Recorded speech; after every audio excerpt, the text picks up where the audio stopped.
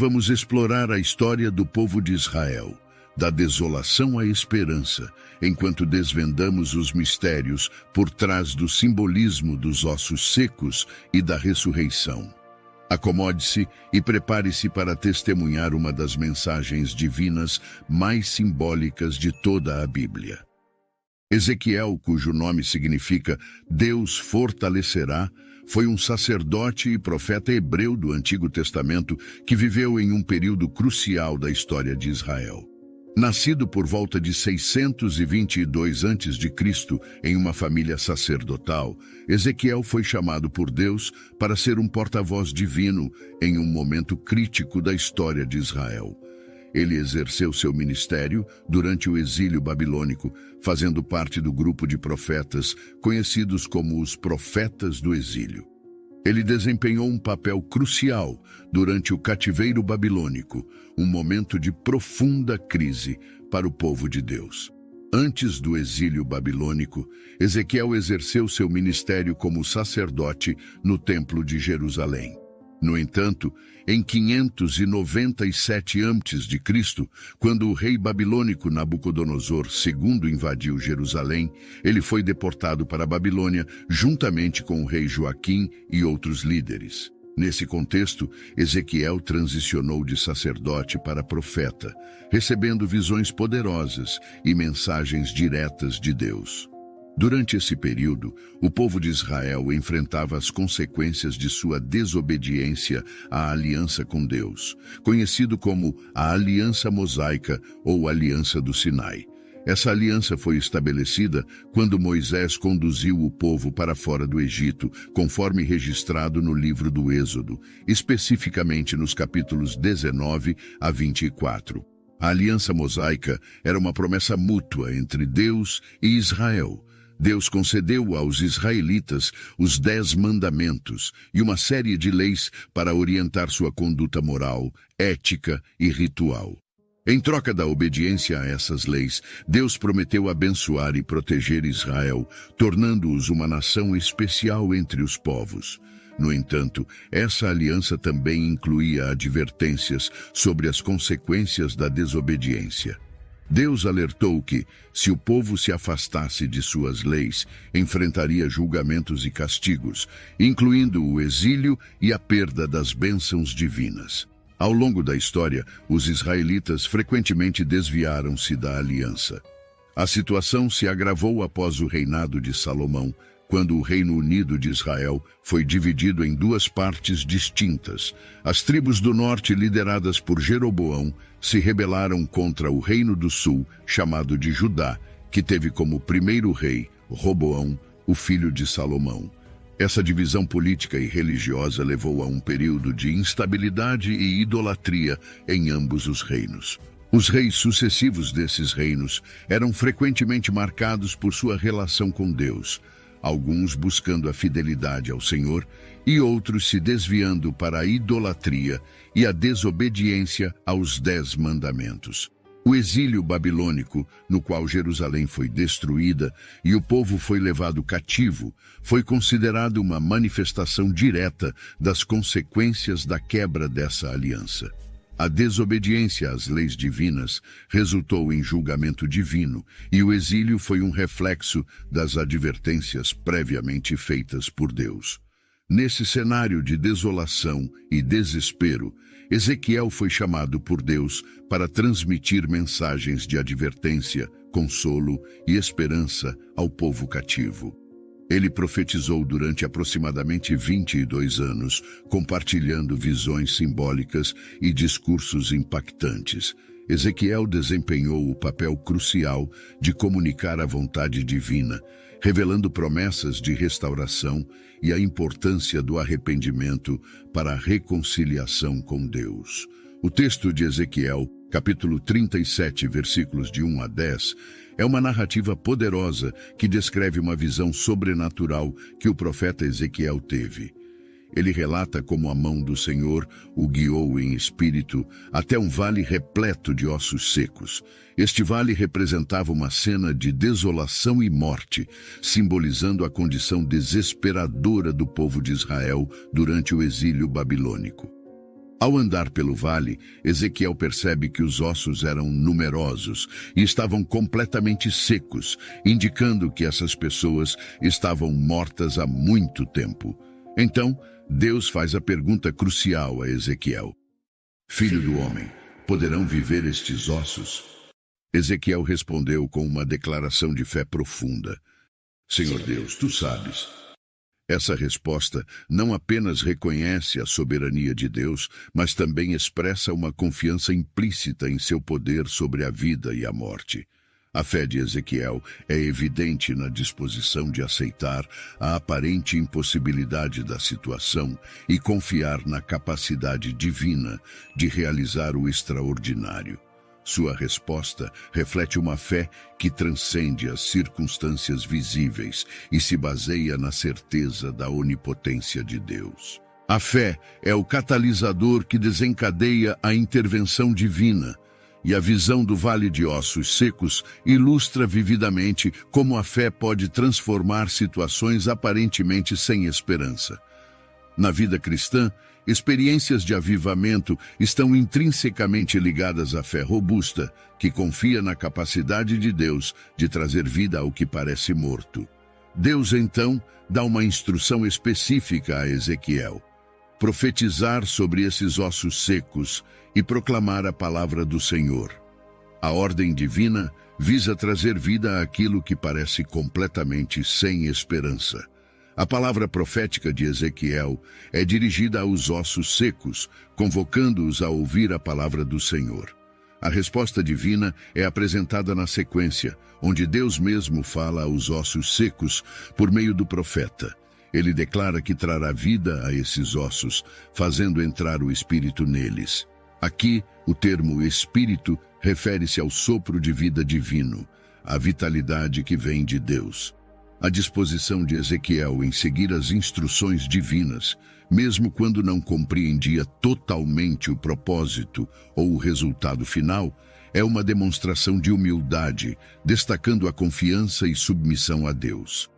A narrativa continua descrevendo como os ossos se unem, recebem tendões, músculos e pele, formando corpos completos. No entanto, mesmo após essa restauração física, os corpos ainda estavam sem vida. Deus então instrui Ezequiel a profetizar sobre o vento, simbolizando o Espírito de Deus, para trazer o sopro de vida. O resultado é notável, pois os corpos recebem o Espírito, levantam-se como um grande exército e são revivificados. O Vale de Ossos Secos, na visão de Ezequiel, carrega um profundo significado simbólico, representando a condição desoladora e espiritualmente morta do povo de Israel durante o exílio babilônico. Este vale, repleto de ossos secos, não é apenas um cenário geográfico, mas uma imagem vívida da desesperança, desolação e afastamento de Deus que caracterizavam a nação. Os ossos secos, como elementos simbólicos, ilustram a vida que se foi. Esses ossos representam o povo de Israel em sua condição espiritualmente morta, marcada pela desobediência à aliança estabelecida com Deus. A imagem dos ossos secos evoca uma sensação de abandono, desespero e ausência de vida, destacando a necessidade urgente de intervenção divina. O exílio, resultado direto dessa desobediência, levou a nação a um estado de desolação, onde a vitalidade espiritual estava ausente. O vale, geralmente associado à morte e desprezo, é escolhido como o cenário apropriado para essa visão, enfatizando a gravidade da situação espiritual de Israel. O surgimento de tendões, músculos e pele indica uma restauração física completa. Isso representa não apenas a revitalização espiritual, mas também a reconstrução da nação de Israel como um todo. Deus promete reunir seu povo disperso, reconstruir o que foi destruído e devolver a integridade à nação. Essa visão é profundamente simbólica e tem implicações tanto para o contexto histórico do exílio, quanto para as promessas de Deus de restauração espiritual. Representa a capacidade de Deus de trazer vida àquilo que está morto, de restaurar a esperança, mesmo nas situações mais desafiadoras, e de reviver a nação de Israel espiritualmente. A mensagem transcendente é a promessa de Deus de transformar a desolação em renovação e de trazer vida àqueles que estão espiritualmente mortos. Diante desse cenário desafiador, Deus fez uma extraordinária promessa de restauração, registrada nos versículos de 5 a 6. Assim diz o Senhor, o soberano: venha dos quatro ventos, ó Espírito, e assopre sobre estes mortos, para que vivam. Profetize ao Espírito, profetize, ó Filho do homem, e diga-lhe: assim diz o Senhor, o soberano: venha dos quatro ventos, ó Espírito, e respire nos mortos para que vivam. Uma parte crucial dessa promessa é a volta do povo de Israel à sua própria terra. Deus declara que ele os tirará da sepultura, simbolizando o retorno do exílio babilônico. Essa promessa está alinhada com as promessas anteriores feitas a Abraão e seus descendentes de uma terra prometida. É um testemunho da fidelidade de Deus em cumprir suas promessas, apesar das transgressões do povo. Na outra parte da promessa, nessa passagem, Deus assegura que após essa restauração, o povo saberá que Ele é o Senhor. Isso implica um reconhecimento renovado da soberania divina, uma compreensão mais profunda de sua autoridade e um retorno à adoração verdadeira.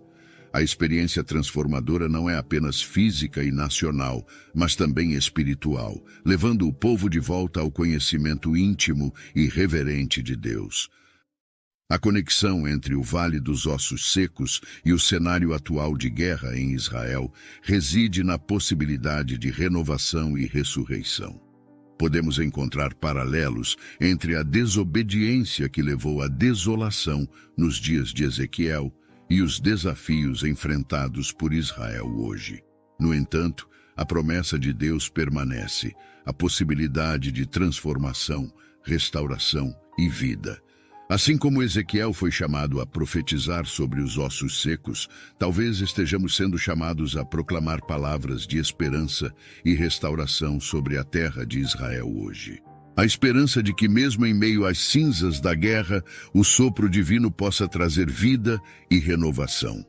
Nossas orações se estendem àqueles que enfrentam os horrores da guerra, mas também elevamos nossos corações à promessa de Deus, de que mesmo nos vales mais profundos, Ele pode trazer vida abundante, que possamos ser instrumentos de paz, esperança e amor em um mundo que anseia por ressurreição. Agradecemos por se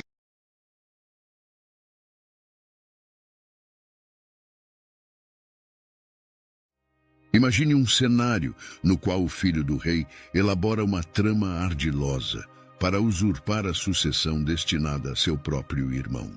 Determinado a alcançar seus objetivos, ele não hesita em subornar influentes políticos, perpetrar atos de violência e até mesmo envolver-se romanticamente com a viúva de seu pai. Se você está curioso para descobrir os desdobramentos sombrios dessa narrativa, não deixe de assistir a este vídeo até o final. Adonias era o quarto filho do renomado rei Davi, destacando-se como uma figura proeminente nas narrativas bíblicas presentes nos livros de Samuel e Reis. Seu nome, que significa Senhor é meu Senhor, reflete possíveis aspirações espirituais ou ligação com a fé de sua família. Nascido da união entre Davi e Agite, uma de suas muitas esposas, Adonias compartilhava parentesco com outros membros notáveis da família real, incluindo Amnon, Absalão, Tamar e Salomão. Este último, seu irmão mais novo, desempenharia um papel crucial na história de Adonias. Adonias não apenas era parte de uma família real complexa, mas também se destacava por sua beleza notável, conforme registrado na Bíblia. Essa característica física pode ter contribuído para sua presença imponente e carisma, fatores que podem ter influenciado sua trajetória na busca pelo trono. Já Abisag era uma jovem de extrema beleza e, de acordo com a narrativa bíblica, foi escolhida para servir como uma cuidadora do rei Davi em sua velhice. Sua função principal não era apenas proporcionar conforto físico a Davi, mas também servir como uma espécie de enfermeira, cuidando do rei idoso. Sua presença na corte tinha a intenção de aliviar a solidão de Davi e oferecer-lhe calor humano. O primeiro livro de Reis, capítulos 2, versículos de 2 a 4, diz o seguinte: Por isso seus servos disseram-lhe, que seja buscada para o rei meu senhor, uma jovem virgem que esteja ao seu serviço. Ela se deitará no colo do rei e o aquecerá. Assim, o procuraram em todo o território de Israel uma jovem muito formosa, e acharam Abisag, a sunamita. Trouxeram-na ao rei e a colocaram na sua presença. Aqui vale mencionar uma curiosidade interessante, mas antes, como de costume, eu peço o seu like e inscrição no canal para nos ajudar a continuarmos com esse trabalho. A história de Abisag é encontrada no primeiro livro de Reis, e não há indicação clara de que Davi teve relações conjugais com ela. Em muitas interpretações, Abisag é considerada como uma concubina, porém, o texto bíblico menciona que ela serviu ao rei Davi, mas não entra em detalhes sobre a natureza exata de seu relacionamento com ele. É importante notar que, segundo a Bíblia, sua função era estritamente de cuidadora e companheira. Entretanto, essa posição específica na corte real a colocou em uma posição de destaque, onde ela podia exercer influência indireta. A sua proximidade com o monarca levantava questões complexas, pois naquele contexto histórico, o relacionamento com uma mulher associada à realeza anterior poderia ser interpretado como uma reivindicação ao trono. Nos contextos antigos, por exemplo, ter relações com as concubinas de um rei era muitas vezes interpretado como um ato que simbolizava reivindicações ao trono. Nos últimos dias de Davi, o peso da idade se fazia sentir.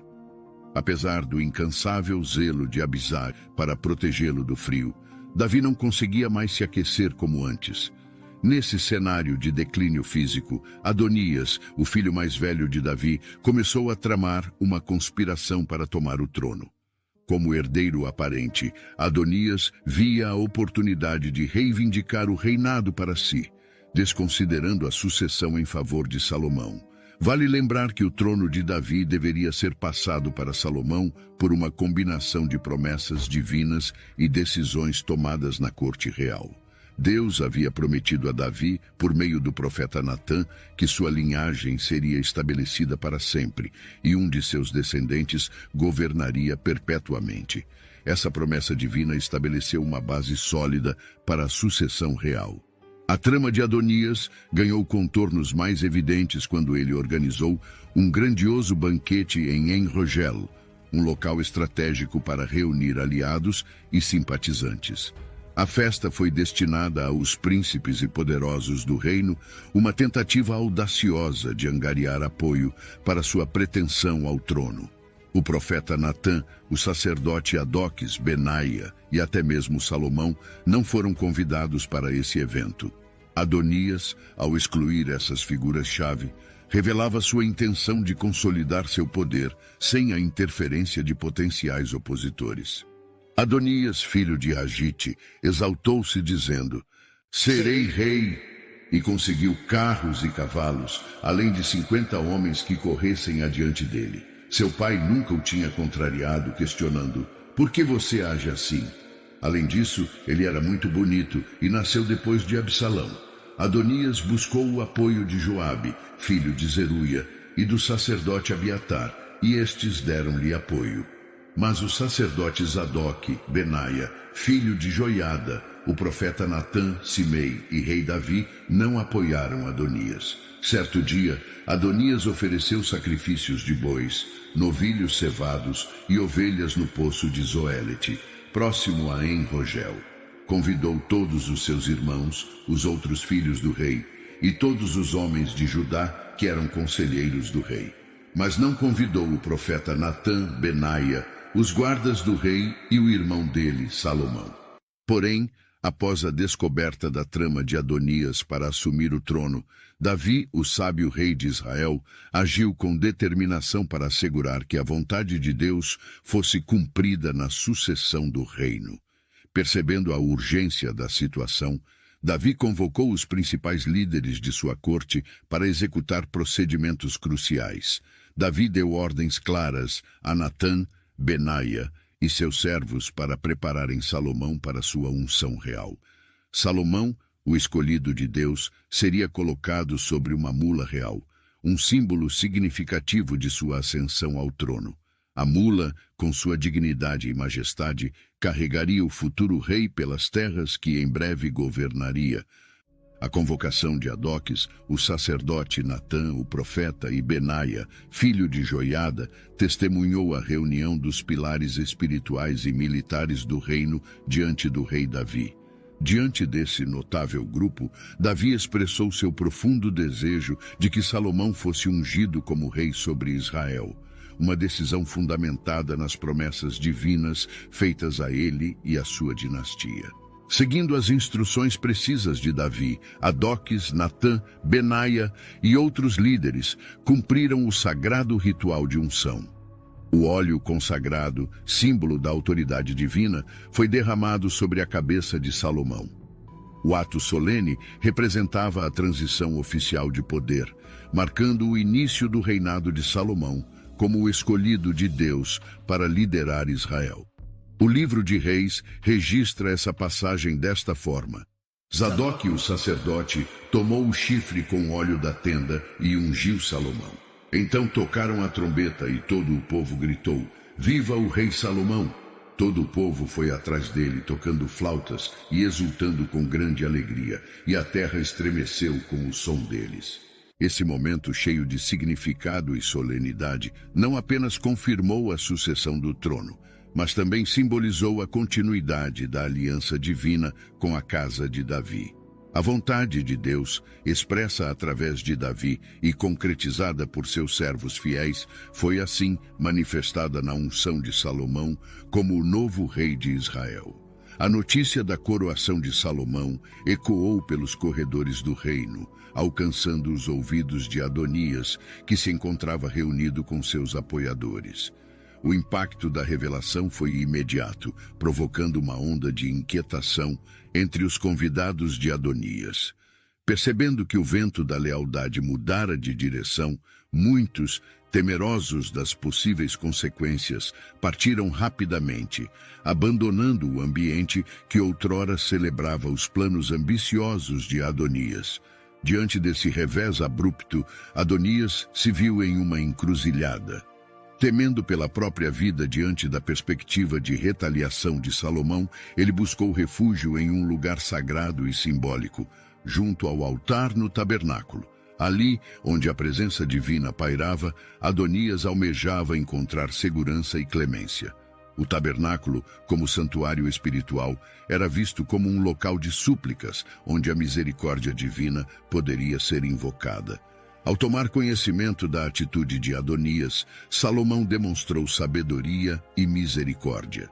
Em um gesto que refletia a justiça equilibrada de seu reinado, Salomão assegurou a Adonias que, caso permanecesse leal em seu reino, nada de mal lhe aconteceria. Esse compromisso foi uma garantia de que, sob a nova liderança, a estabilidade e a paz seriam prioridades. Diante dessa garantia, Adonias, compreendendo a magnanimidade de Salomão, escolheu retornar para sua casa. Reconhecendo a autoridade do recém-ungido rei, Adonias aceitou a decisão divinamente guiada e se submeteu à nova ordem estabelecida por Salomão. Contudo, a narrativa não terminou aí. O texto bíblico revela que Adonias, em um novo capítulo de sua história, manifestou o desejo de se casar com Abisag, a jovem sunamita que havia desempenhado um papel significativo nos últimos dias de Davi. Esse desejo de Adonias trouxe à tona um dilema delicado. Um eventual casamento entre Adonias e Abisag representaria uma oportunidade única e estratégica para o filho mais velho de Davi. Além da evidente beleza da jovem sunamita, o enlace carregaria consigo uma série de vantagens políticas e sociais. A proximidade de Abisag com o falecido rei Davi era mais do que uma conexão emocional. Era uma ponte direta para a realeza. Ao casar-se com ela, Adonias estaria fortalecendo sua legitimidade como herdeiro do trono. Além disso, o casamento abriria portas na corte, conferindo a Adonias uma aceitação mais ampla entre os nobres. A história partilhada com Abisag seria um elo poderoso que poderia conquistar a simpatia e o apoio de outros membros da nobreza, consolidando sua presença nos corredores do poder.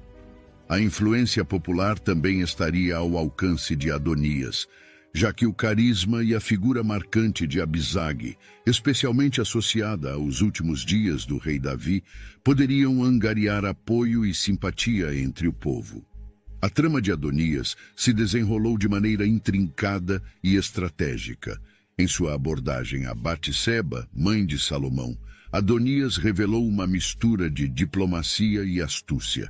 Ao indagar se sua chegada era pacífica, ele abriu caminho para expressar suas intenções de maneira cuidadosa. Após a confirmação de Batseba sobre a paz de sua vinda, em um momento de vulnerabilidade, Adonias fez um único pedido a Batseba: que ela intercedesse por ele junto ao rei Salomão, cedendo Abisag para ser sua esposa. Essa súplica revelava não apenas um desejo por misericórdia, mas também uma compreensão sutil da influência que Batseba poderia exercer sobre seu filho recém-coroado. Ao chegar diante de Salomão, Batseba não hesitou em fazer sua solicitação. Pediu que Salomão concedesse a Abisag a sunamita como esposa a Adonias. No entanto, a reação de Salomão foi perspicaz e incisiva. Ele questionou não apenas a escolha de Adonias em buscar Abisag como esposa, mas também o desejo simultâneo pelo reino. Essa interrogação apontava para a suspeita de uma trama ainda maior por parte de Adonias. Enfurecido, o rei Salomão, jurando pelo Senhor, proclamou que Adonias pagaria com a vida por suas pretensões. A justificativa era clara. Deus o tinha estabelecido no trono de Davi, e qualquer ameaça à sua autoridade seria tratada com severidade. Esse juramento marcante delineou as consequências fatais que aguardavam Adonias diante de suas ambiciosas tentativas de reivindicar o trono. Percebendo a urgência em neutralizar qualquer possibilidade de conspiração, Salomão agiu com firmeza. Enviou Benaia, filho de Joiada, como executor da sentença sobre Adonias. A missão era clara: encerrar a vida de Adonias e, com isso, extinguir qualquer chama de ambição que pudesse ameaçar a estabilidade do reinado recém-estabelecido. A execução de Adonias, portanto, tornou-se inevitável, marcando o fim de suas aspirações ao trono. No entanto, Salomão não parou por aí. Reconhecendo a necessidade de eliminar outras potenciais fontes de conspiração, ele tomou medidas decisivas. Joabe, ex-comandante do exército e aliado de Adonias, enfrentou a sentença de morte, uma medida drástica para assegurar a segurança do reinado. A ordem de execução de Joabe foi um golpe estratégico para impedir que qualquer resistência militar surgisse. Além disso, o sacerdote Abiatar, também aliado de Adonias, não escapou das medidas enérgicas de Salomão. Exilado para Anatote, Abiatar foi afastado do centro do poder, impedindo-o de ser uma figura catalisadora para potenciais revoltas. Salomão, ao tomar essa decisão, não apenas eliminou uma fonte de instabilidade, mas também cumpriu a palavra do Senhor sobre a casa de Eli. Salomão, em sua sabedoria recém-adquirida, reconheceu a importância de erradicar quaisquer vestígios de conspiração para garantir a paz e a estabilidade duradouras de seu reinado. O preço da ameaça representada por Adonias foi pago com vidas e exílios, mas a firmeza de Salomão reforçou sua posição como líder incontestável, decidido a cumprir o destino que lhe fora traçado.